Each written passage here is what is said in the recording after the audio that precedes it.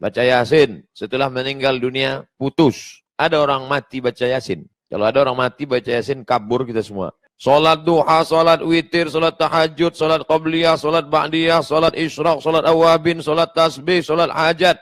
Macam-macam salat. Setelah meninggal dunia, putus. Tapi ada satu amal yang tidak putus. Ada 3 kata Nabi. Illa min salasatin. Kecuali 3.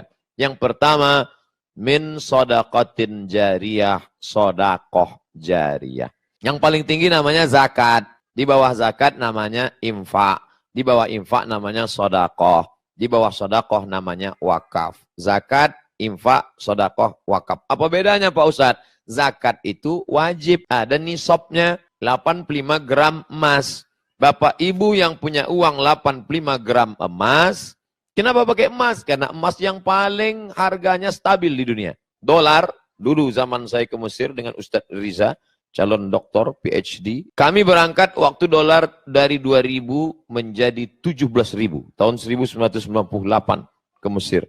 Tidak stabil, tapi emas stabil. Maka ingat angka 85. Cara mudah mengingat, Bapak Ibu ingat saja tahun 85 apa peristiwa. Ibu, tahun 85 apa peristiwa terbesar dalam hidup? Aku bertemu dengan suamiku, Pak Ustadz. Masya Allah, so sweet. Nah, ingat 85, 85, 85. Siapa yang punya emas 85 gram, kalau dirupiahkan sekarang berapa? 1 gram 500.000 kali 85 gram 42.500.000. Maka kena zakat 2,5%. Keluarkanlah 2,5%. Ingat, 85, 85, 85, 85, 85. Jangan saya sebut 85, keluar dari sini berubah jadi 58. 85. Zakat wajib. Dan ada tempat penyaluran yang tidak boleh kita geser, tidak boleh kita otak-atik. Innama shadaqatu lil fuqara wal masakin wal amilina 'alaiha wal mu'allafati qulubuhum fir riqab wal gharimin wa fi sabilillah wa banis sabil. 8. Tidak boleh dialihkan ke yang lain. Ini namanya zakat. Di bawah zakat ada namanya infak. Kalau ibu belikan karpet, infak. Bapak belikan lampu, infak. Bapak belikan mikrofon untuk masjid, namanya infak. Kalau dia benda, infak. Tapi tidak semua orang bisa berikan infak. Maka orang yang susah, miskin, nggak punya uang, jangan sedih. Karena di bawah infak ada namanya sodakoh. Apa beda infak dengan sodakoh? Kalau infak itu materi, benda. Tapi kalau sodakoh, tidak benda. Contoh, kalau ada orang beli semen. Ini semen untuk masjid. Itu namanya infak. Tapi kalau saya nggak sanggup untuk ngasih semen. Tapi gotong royong untuk ngaduk semen, saya bisa. Itu namanya sodakoh.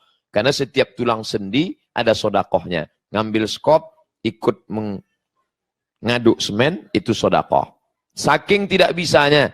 Mau ikut gotong royong juga nggak sanggup. Memberikan waktu juga tidak. Maka sodakoh yang paling ringan, tabassumika fi wajhi akhika sodakoh. Senyummu ke wajah saudaramu, sodakoh. Makanya kotak itu yang paling tepat namanya kotak infak. Jangan kotak sodakoh. Karena kalau kotak sodakoh nanti lewat orang senyum aja. Yang paling tepat itu kotaknya kotak infak. Itu yang paling tepat.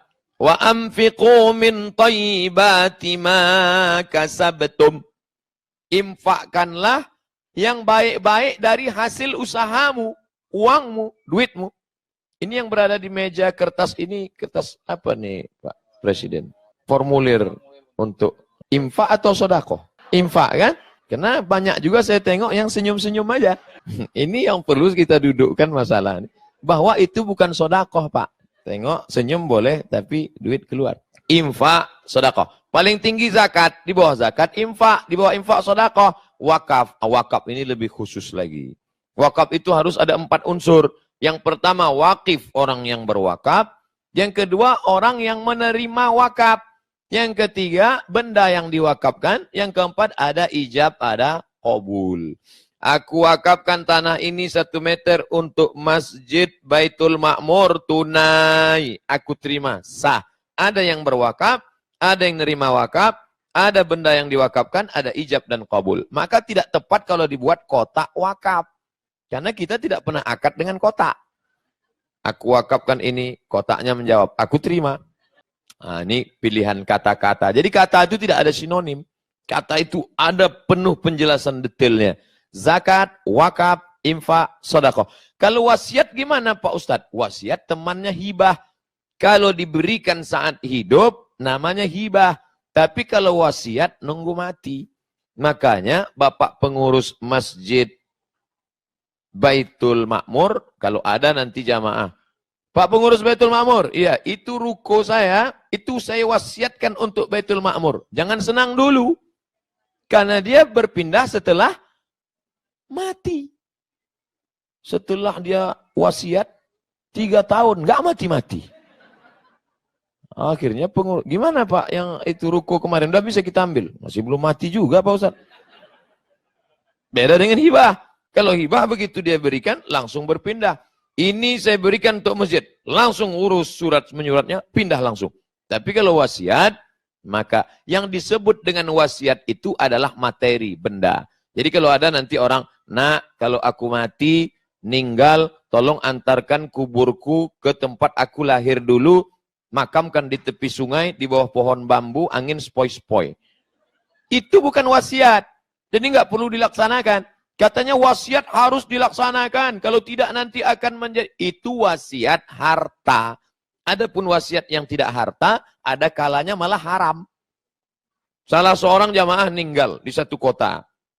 Lalu kemudian dia wasiat minta dimakamkan di kota lain. Saya sudah hitung.